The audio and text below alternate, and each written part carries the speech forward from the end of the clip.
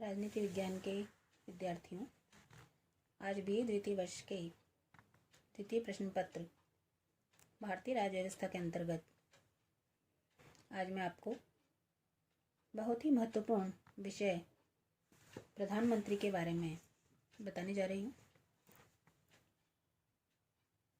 British संविधान में प्रधानमंत्री का पद परंपरा पर आधारित है, लेकिन भारत में प्रधानमंत्री पद को संविधान के द्वारा मान्यता दी गई।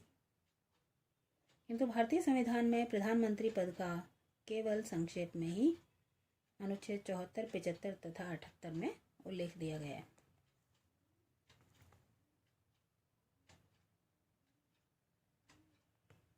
प्रधानमंत्री के बारे में अनुच्छेद 74 में कहा गया है कि राष्ट्रपति को उसके कार्यों के संपादन में सहायता और परामर्श देने के लिए एक मंत्रिपरिषद होगी, जिसका प्रधान प्रधानमंत्री होगा। अनुच्छेद 75 में कहा गया है कि प्रधानमंत्री की नियुक्ति राष्ट्रपति के द्वारा होगी और वह प्रधानमंत्री की सलाह से अन्य मंत्रियों की नियुक्ति करेगा। अंत में अनुच्छेद 78 में राष्ट्रपति के साथ व्यवहार के विषय में प्रधानमंत्री के 3 कर्तव्य बताए गए हैं। संविधान के संक्षिप्त प्रावधान न तो प्रधानमंत्री की नियुक्ति की पद्धति को स्पष्ट कर पाते हैं और न ही उस महत्वपूर्ण स्थिति को स्पष्ट कर पाते हैं जो देश की राज्य व्यवस्था में प्रधानमंत्री को प्राप्त है। तो वास्तव में प्रधानमंत्री से संबंधित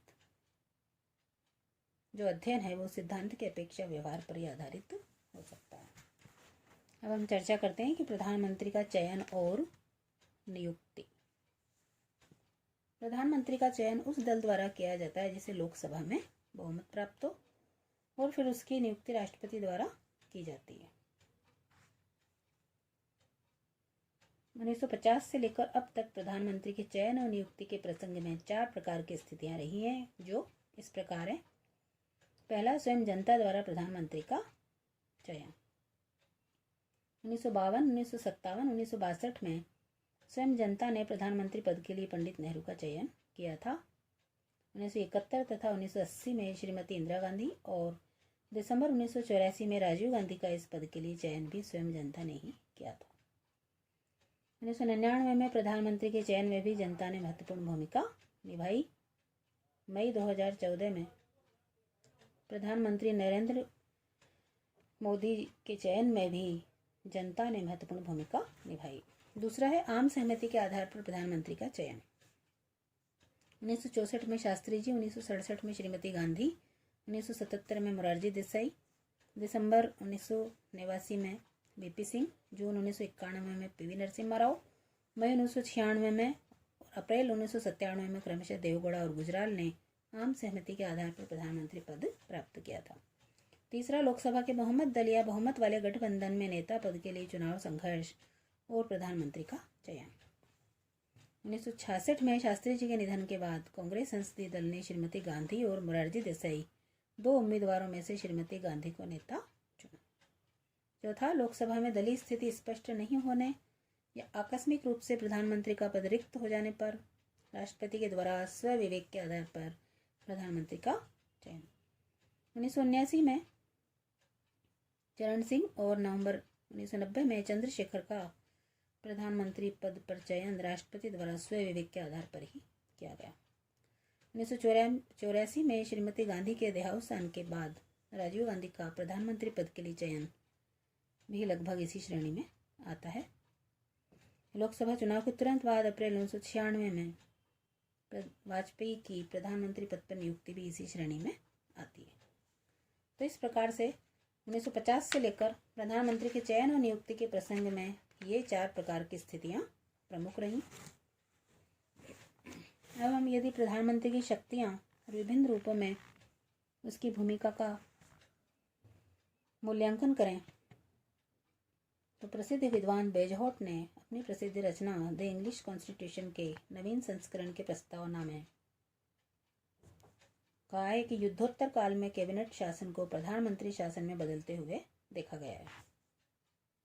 भारतीय प्रधानमंत्री की शक्तियां और जो भूमिका है उसमें सर्वप्रथम प्रधानमंत्री और मंत्रिपरिषद के बारे में अनुच्छेद 75 में कहा गया है कि अन्य मंत्रियों की नियुक्ति प्रधानमंत्री के परामर्श पर राष्ट्रपति द्वारा की जाएगी।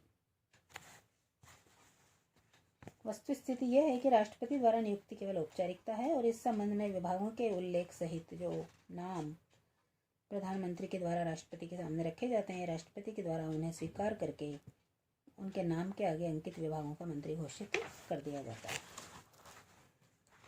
अब है कि प्रधानमंत्री और संसद, विशेषकर लोकसभा के साथ उसके संबंध। संसदीय व्यवस्था में प्रधानमंत्री को दोहरा व्यक्तित्व प्राप्त होता है। एक ओर तो मंत्रिपरिषद का प्रधान है तथा दूसरी ओर वह लोकसभा का नेता भी होता है। अब प्रधानमंत्री और राष्ट्रपति की यदि हम बात करें तो संविधान में प्रधानमंत्री को मंत्रिमंडल तथा राष्ट्रपति के बीच संबंध स्थापित करने वाले पदाधिकारी की भूमिका प्रदान की। इस संबंध में अनुच्छेद 78 में प्रधानमंत्री के 3 कर्तव्य बताए हैं कि संघ के प्रशासन तथा कानून निर्माण से संबंधित विधेयकों के विषय में मंत्रिपरिषद के निर्णयों की राष्ट्रपति को सूचना देना। दूसरा, संघ के प्रशासन से संबंध रखने वाले मामलों तथा कानून निर्माण से संबंधित प्रस्तावों के बारे में राष्ट्रपति को ऐसी सूचना देना जिसे वे मांगे। तीसरा, यदि राष्ट्रपति ऐसा चाहे तो मंत्रिपरिषद के विचार के लिए कोई ऐसा मामला रखना जिस पर मंत्री अपना निर्णय ले चुका हो परंतु जिस पर मंत्रिपरिषद ने अब तक कोई निर्णय नहीं किया। अब यदि हम चर्चा करें कि प्रधानमंत्री और राज्य सरकारें, विशेषतः मुख्यमंत्री के साथ प्रधानमंत्री के संबंध। भारत की संघात्मक व्यवस्था में राज्य सरकारों के संबंध में भी प्रधानमंत्री की भूमिका बहुत ही अधिक महत्वपूर्ण है। पंडित नेहरू महान व्यक्तित्व के धनी थे और उनके प्रधानमंत्री काल में सामान्यतः कोई राज्य सरकार या मुख्यमंत्री प्रधानमंत्री के निर्देशों की अवहेलना करने की बात सोच भी नहीं सकता था। लेकिन 1958 के बाद से ही स्थितियां बदलने लगी और ऐसी स्थिति में विभिन्न राज्यों के मुख्यमंत्रियों ने अपनी स्थिति को सुदृढ़ करना प्रारंभ कर दिया। जैसे शक्ति संतुलन काफी सीमा तक प्रधानमंत्री के विपरीत तथा मुख्यमंत्रियों की ओर चला गया। तो इस स्थिति के कारण आगे ये स्थितियां बनी कि प्रधानमंत्री को राज्य सरकारों पर जो नियंत्रण प्राप्त रहा उसका सबसे प्रमुख कारण प्रधानमंत्री पदधारी का अत्यंत प्रभावशाली और राजनीतिक व्यक्तित्व बना। अब यदि हम देखें कि प्रधानमंत्री और वैदेशिक संबंधों का संचालन, तो अंतर्राष्ट्रीय क्षेत्र में भारतीय प्रधानमंत्री का स्थान अत्यंत महत्वपूर्ण है। चाहे विदेश विभाग प्रधानमंत्री के हाथों में हो या न हो, फिर भी अंतिम रूप से विदेश नीति का निर्धारण प्रधानमंत्री के द्वारा ही किया जाता है। प्रधानमंत्री को कृपा की शक्तियाँ भी प्राप्त हैं। संविधान के द्वारा राष्ट्रपति को जिन उच्च अधिकारियों की नियुक्ति का अधिकार है, व्यवहार में उनकी नियुक्ति राष्ट्रपति स्वयं विवेक से नहीं करते वरन प्रधानमंत्री के परामर्श से करते हैं। प्रधानमंत्री के हाथ में कृपा और अनुग्रह की इतनी व्यापक शक्तियाँ होने के कारण हर कोई प्रधानमंत्री की कृपा प्राप्त करने के लिए लालयित रहता है। अब आम चुनाव प्रधानमंत्री का चुनाव बन चुका है। प्रधानमंत्री देश का सर्वोच्च नेता भी है और शासक भी।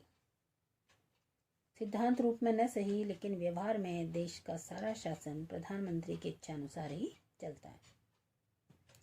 वह व्यवस्थापिका से अपनी इच्छा अनुसार कानून बनवा सकता है और संविधान में आवश्यक संशोधन करवाकर सर्वोच्च न्यायालय को भी बहुत कुछ सीमा तक अपनी इच्छा अनुसार चलने के लिए बाध्य कर सकता है।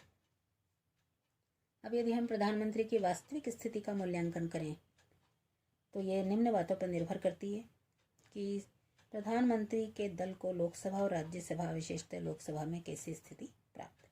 दूसरा, उसका व्यक्तित्व कितना प्रभावशाली है। तीसरा, कि अपने राजनीतिक दल या अपने राजनीतिक गठबंधन में उसे किस प्रकार की स्थिति प्राप्त है। और चौथा, कि तत्कालीन स्थिति क्या है। राष्ट्रीय और अंतर्राष्ट्रीय स्तर पर गंभीर स्थिति होने पर प्रधानमंत्री अधिक शक्तिशाली हो जाता है, लेकिन सामान्य स्थिति में वह इतना शक्तिशाली नहीं हो पाता। और अंतिम जो तत्व है,